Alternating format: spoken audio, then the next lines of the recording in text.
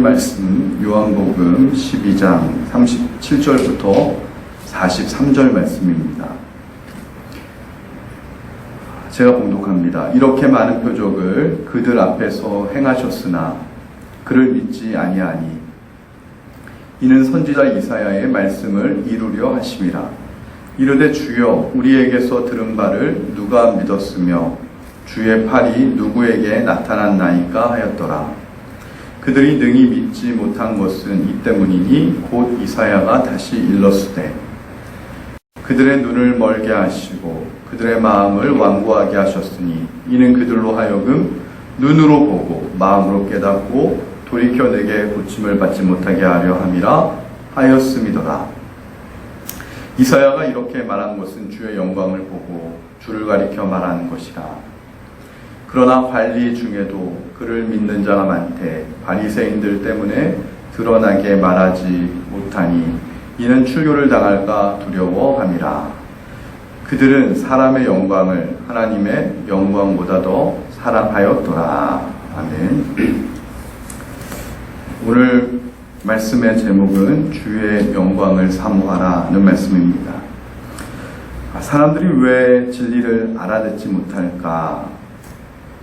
예수님이 진리신데, 그리고 예수님이 하시는 말씀이 진리인데, 예수님을 보고도, 예수님의 말씀을 듣고도 당시 사람들은 깨닫지 못했습니다. 근데 그 이유를 오늘 말씀은 두 가지로 이야기하고 있습니다. 첫 번째는 주의 영광이기 때문에 사람들이 모를 수밖에 없다는 것입니다. 예수님은 주의 영광입니다. 그렇기 때문에 주의 영광은 신성으로 오는 것이기 때문에 죄로 인해서 영적인 부분이 고장이 난 사람은 모를 수밖에 없다는 겁니다.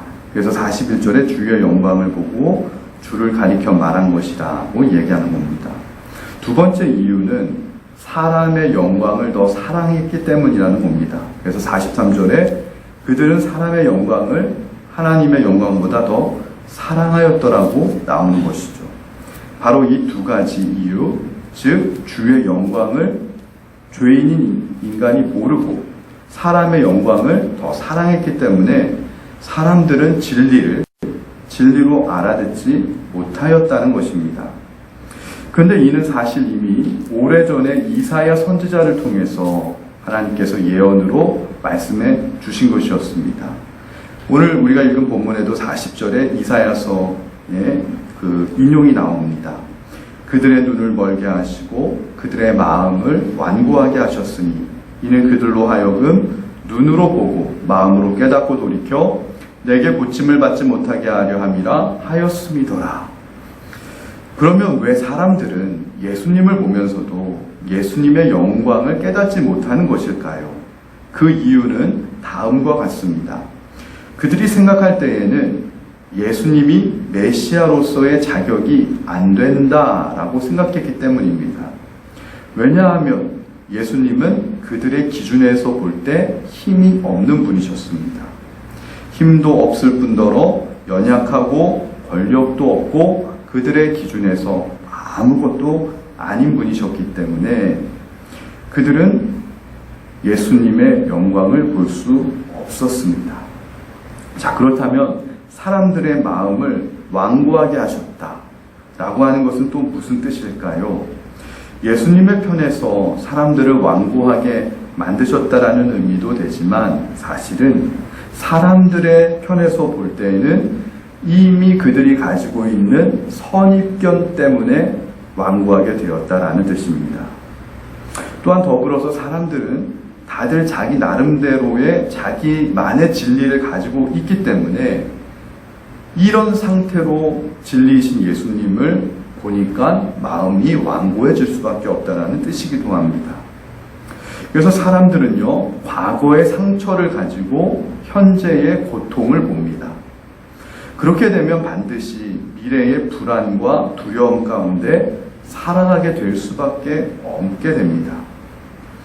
그래서 상처 때문에, 고난 때문에, 불안과 두려움 때문에 진리를 보고 들어도 못 깨닫게 되는 것입니다.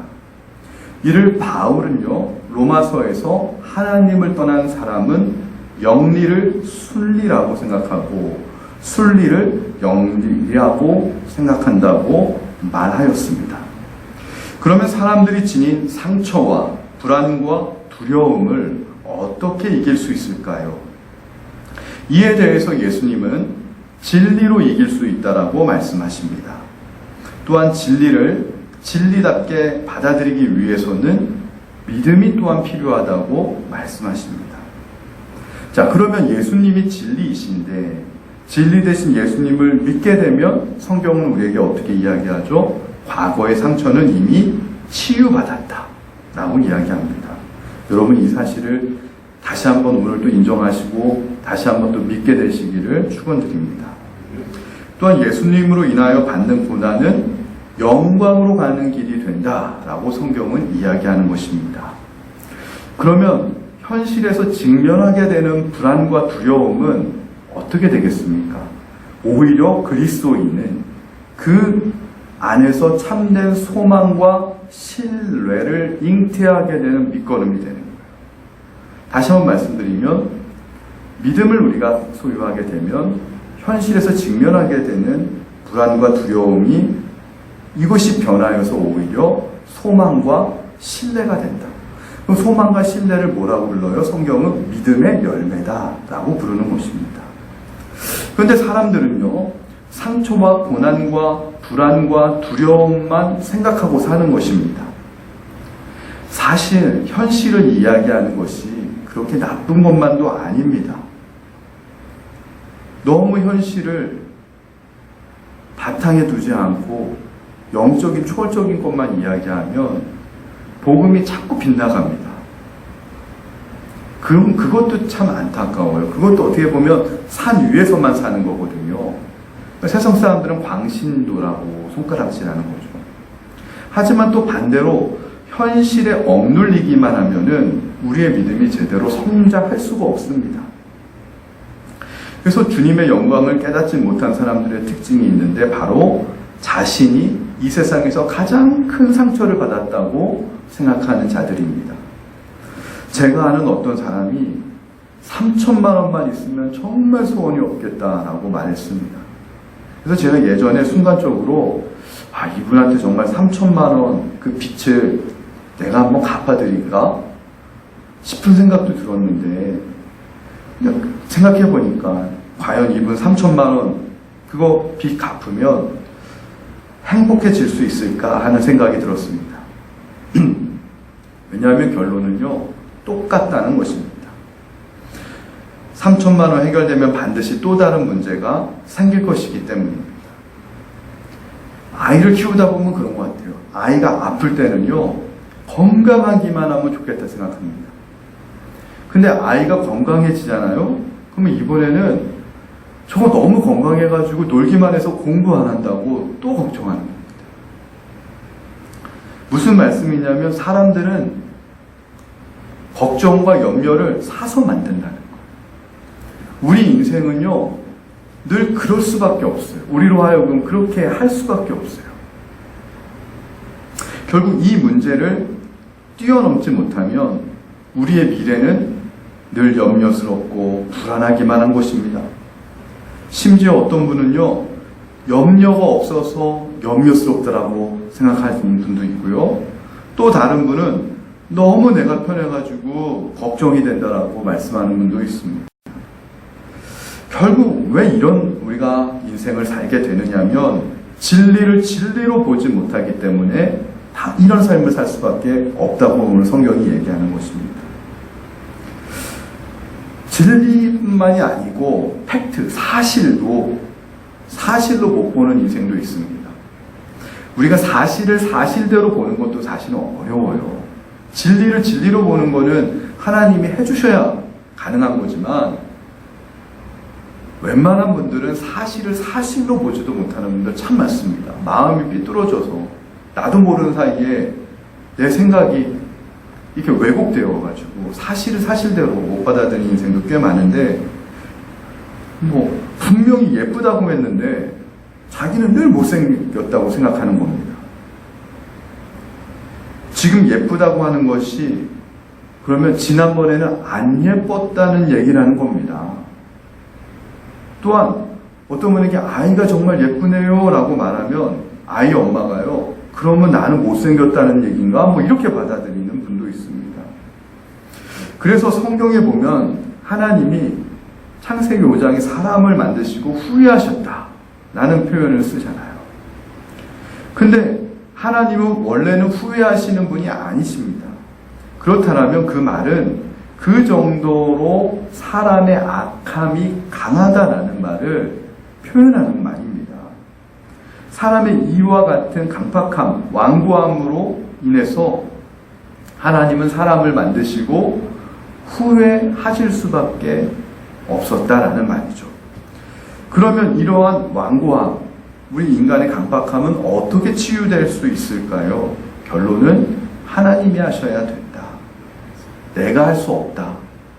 이것이 중요합니다. 어떤 교회에서 목사님이 쫓겨나셨답니다. 근데 그 이유가 회개하라고 강단에서 말씀을 하셨기 때문에 쫓겨났다고 합니다.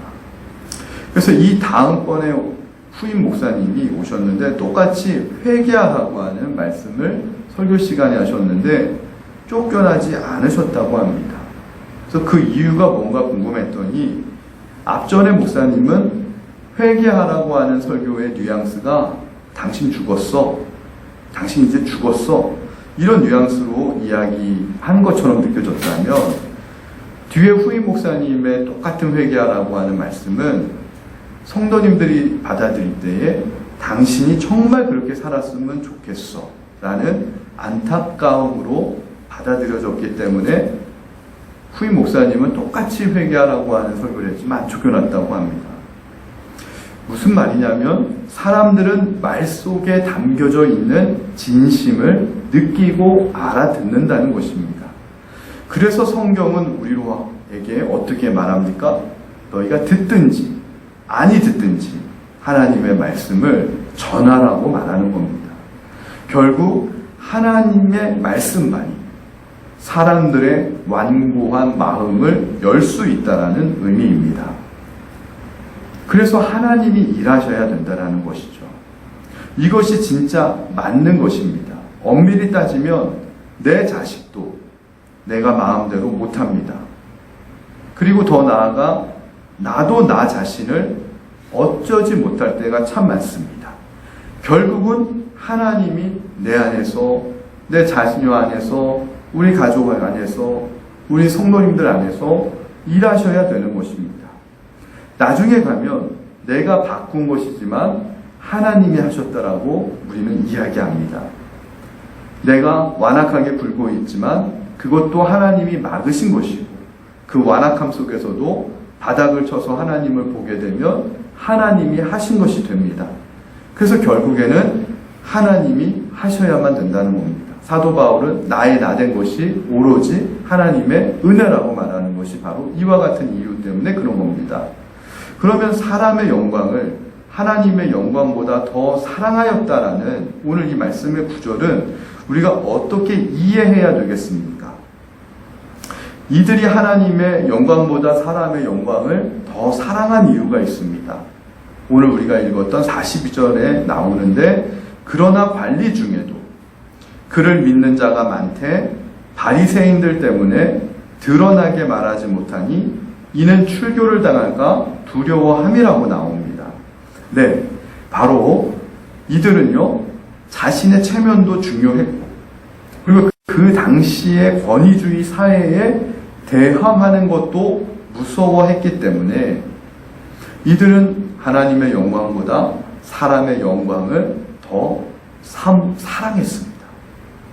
그 당시 종교사회는요 단순한 종교사회가 아니었습니다. 이스라엘 공동체는 정치, 경제 모든 영역이 이 종교 공동체 안에 다 포함되어 있었습니다.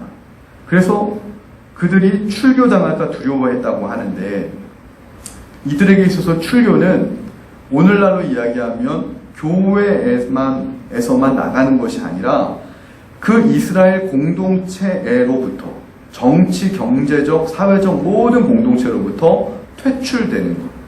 나가는 것을 의미합니다. 생존이 불가능한 상태를 의미하는 거예요. 그래서 이 사실을 통해서 우리가 알 수 있는 사실은 때때로 비상식적인 상황에 처하게 되면은 그리스도인은 자신의 체면도 때로는 버릴 수 있어야 하고 그 사회의 권위주의에 대항할 용기도 있어야 진리를 진리로 볼 수 있고 진리를 진리로 믿을 수 있게 된다는 말씀입니다. 그렇지 않게 되면 우리는 맨날 다른 사람의 비율을 맞춰야 되고 사람이 원하는 방식대로 살 수밖에 없게 되는 것입니다. 사단이 우리에게 원하는 것이 있습니다. 사단은요, 우리가 하나님으로부터 멀어지길 원해요. 하나님으로부터 멀어지길 원하는 것은 뭡니까? 진리로부터 멀어진다는 거예요. 근데 진리가 뭡니까? 예수님이거든요.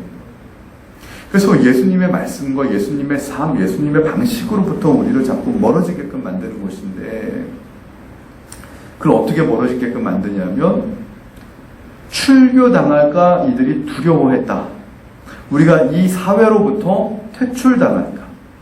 우리의 직장으로부터 퇴출당할까? 내가 있는 학연 무슨 공동체로부터 퇴출당할까? 이런 위협을 통해서 우리를 진리로부터 하나님으로부터 멀어지게끔 만드는 게 사단의 전략인데 이런 사단의 꾀임에 빠진 사람들을 오늘 성경은 이들이 하나님의 영광을 사랑하는 것보다 사람의 영광을 더 사랑했다. 이 말씀의 뜻이 이런 겁니다. 유명한 소설이 있습니다. 예수님이 그리스로 다시 오셨습니다. 그런데 사람들이 예수님을 배척하는 겁니다. 그래서 예수님이 감옥에 갇히셨습니다. 근데 예수님이 감옥에 갇힌 곳에 사제들이 몰래 왔습니다. 그리고 예수님에게 이렇게 이야기합니다. 나는 당신이 진짜 예수님인 걸 압니다. 그런데 당신이 우리를 위해서 다시 죽어줘야 되겠습니다.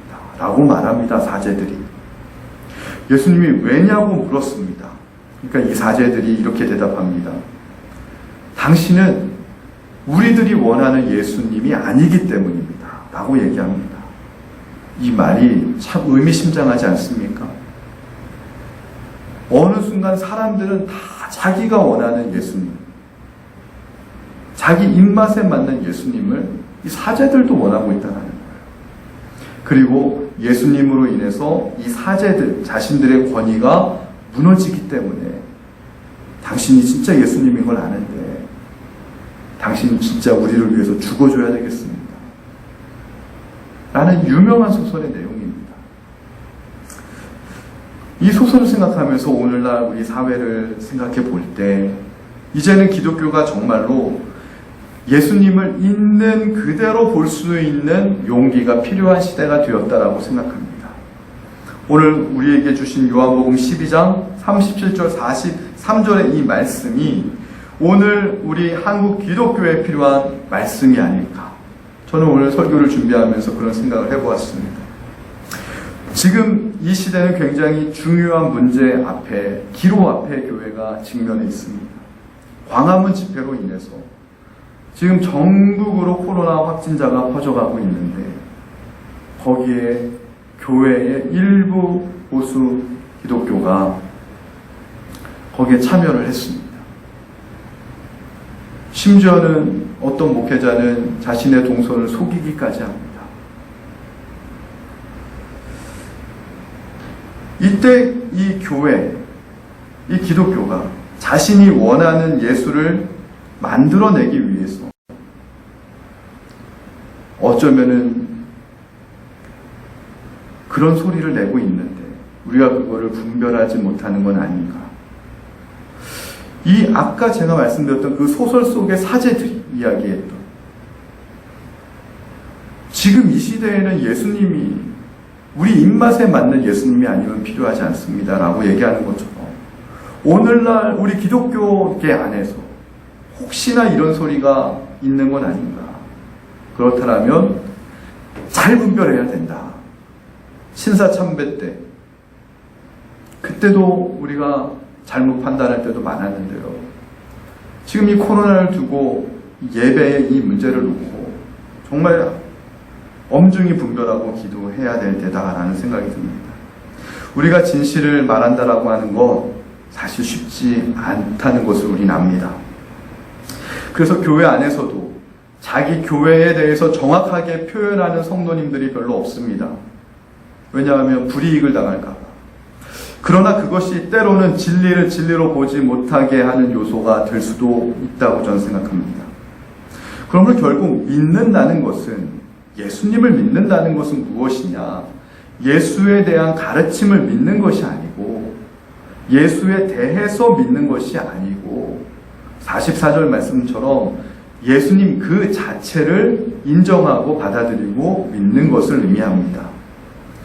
때로 우리는 예수 믿는다는 것을 자꾸 종교적으로 이해하려는 경향이 있습니다. 그러나 예수 믿는다는 것은 종교가 아닙니다. 오히려 예수님을 진리로 믿는 것이고, 예수님이 걸어가신 길을 우리가 따라가는 것이고, 예수님이 보여주신 삶을 닮으려고 몸부림치는 것이 예수 믿는 것입니다. 그러면 예수님의 진리는 무엇입니까? 오늘 말씀의 결론입니다. 네, 바로 예수님의 진리란 자신을 내어주어서, 십자가에서 내어주어서 다른 많은 이들의 영혼을 구원하는 것이 예수님의 진리입니다. 근데 사람들은 자꾸 거꾸로 생각합니다. 예수님은 우리를 위해서 당신을 내어주셨는데, 희생하셨는데, 우리는 예수님을 통해서 내가 원하는 바를 자꾸 얻으려고 하고 움켜쥐려고 합니다. 나를 희생하려고, 예수님처럼 나를 희생하려고, 나를 내어놓으려고 하는 것이 아니라 예수님을 통해서 내가 원하는 바를 자꾸 더 얻으려고 합니다. 예수님을 통해서 내가 원하는 바를 성취하려고만 하고 성공하려고만 합니다. 내가 가져야만 강해질 수 있고, 내가 더 가져야만 내 생명을 지킬 수 있다 생각하기 때문에 그렇습니다. 그러나 주님의 삶은 완전히 세상의 원리와는 반대가 된다는 것을 우리는 이미 알고 있습니다. 그러므로 예수를 믿는다는 말은 예수로 사는 것을 의미합니다. 그럼 예수로 사는 것은 무엇이냐? 가장 연약한 자의 모습으로 살라라는 말입니다. 가지려고 하는 것보다 내어주려고 하는 삶을 살라라는 것입니다. 그래서 이것이 비록 힘들고 어렵지만 예수님처럼 살려고 날마다 믿음을 사용해야 된다는 것이죠. 이처럼 날마다 믿음을 사용하는 사람이 어떤 사람이냐면 사람의 영광보다 하나님의 영광을 더 사랑하는 사람이다 라는 것입니다. 근데 사람들은 약점이 있습니다. 약하기 때문에, 사람들은 자기가 약하다는 걸 알기 때문에 빨리 강해지고 싶어 합니다. 저는 지금 광화문에 모였던 일부 기독교의 목소리는 마치 이 사회가 자신들의 힘과 지위를 빼앗아 가기 때문에 위기감을 느끼고 광화문에서 그런 소리를 냈다 생각합니다. 그래서 이들은 기독교가 무너지기 전에 우리가 더 빨리 강해져야 되고, 그래서 이걸 목숨 걸고 외쳐야 된다 생각합니다. 한편으로는 이해가 돼요, 기독교인으로서. 그런데 이것이 과연 성경적인 것인가? 기독교니까 같은 패거리 문화가 아니라, 기독교니까 같은 편 들어주는 것이 아니라, 이것이 과연 성경적인 것이고 오늘날 예수님이 오신다면 이걸 원할까? 이걸 한번 생각해 보기를 원한다는 것이죠. 자, 그렇다면 우리가 생각해 봅시다. 예수님이 예루살렘 입성을 원하셨습니까? 예수님이 이스라엘의 왕이 되길 원하셨습니까? 그래서 이스라엘을 통치하길 원하셨습니까? 아닙니다. 예수님은 약한 어린 양이 되셔서 십자가에 달려 우리를 위해 죽으셨습니다. 그리고 그 십자가를 통해서 세상의 그 어떤 권력도, 그 어떤 부도 해결하지 못하는 인간의 영혼을 죄로부터 해결하시고 구원하셨습니다. 그래서 예수님의 자녀는 어린 양처럼 약할 때 더 강해진다고 성경이 이야기하는 것입니다. 우리는 십자가에 달릴 때 더 강해짐을 믿어야 합니다. 그러므로 진짜 더 강한 사람은 약한 것을 받아들이고 약하게 사는 사람이 더 강한 사람입니다. 때로는 바보 같고 때로는 무능해 보일지 몰라도 하나의 미랄처럼 세상을 위해 썩어질 때 우리 기독교는 더 강해질 것입니다. 우리가 세상을 위해서 희생할 때 하나님은 우리 교회와 기독교를 더 사용하시고 높이실 거로 저는 믿습니다. 하나님의 나라는 결코 정치 투쟁이나 땅 투기나 휘황찬란한 건물로 지어지는 나라가 아닙니다. 십자가를 통해서 값없이 우리에게 선물로 주신 예수님의 은혜를 목숨처럼 여기고 그 은혜에 감사하며 그 은혜의 법칙에 따라 사는 하나님의 자녀들을 통해서 하나님의 나라는 이 땅에서 계속될 것입니다. 주님 다시 오시는 그날까지 세상의 환난과 고난은 계속 우리에게 올 것입니다. 이런 고난이 올 때마다 여러분 강해지지 마십시오. 더 가지려고 하지 마십시오. 오히려 그건 사람의 영광을 사모하는 사람들의 삶의 방식입니다. 하나님의 영광을 사랑하는 사람들의 방식은 더 약하게 사는 것입니다. 예수님처럼 어린 양처럼 사는 것입니다. 더 십자가에 자신의 삶을 내어주셨듯이 더 희생하며 사는 것입니다. 오늘날 기독교는 무엇이 그렇게 두렵습니까?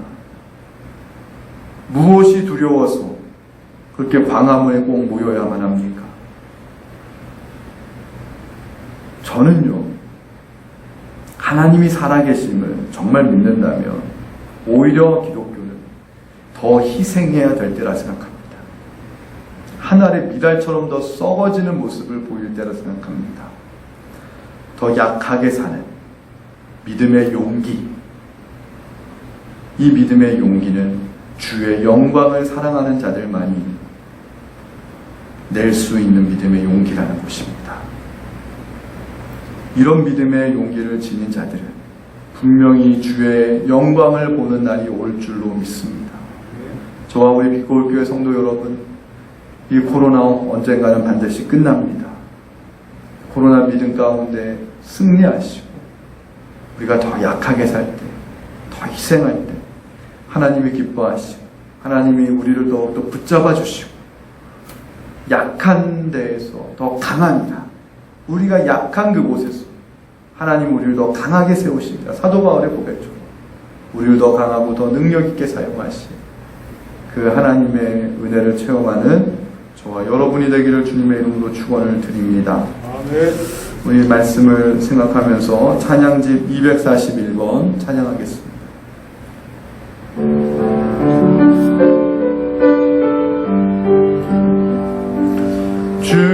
주보혈 날 정결케 하고 주보혈 날 자유케 하니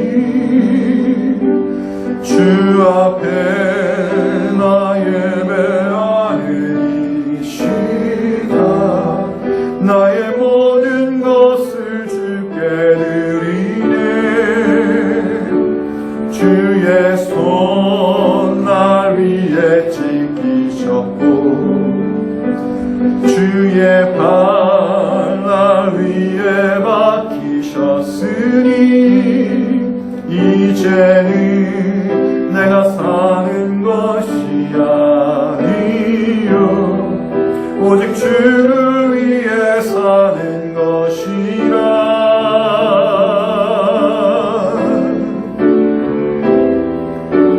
주의 손에 나의 손을 포개고 또 주의 발에 나의 발을 포개요. 나 주와 함께 죽고 또 주와 함께 살리라. 영원토록 주 위에 살리라.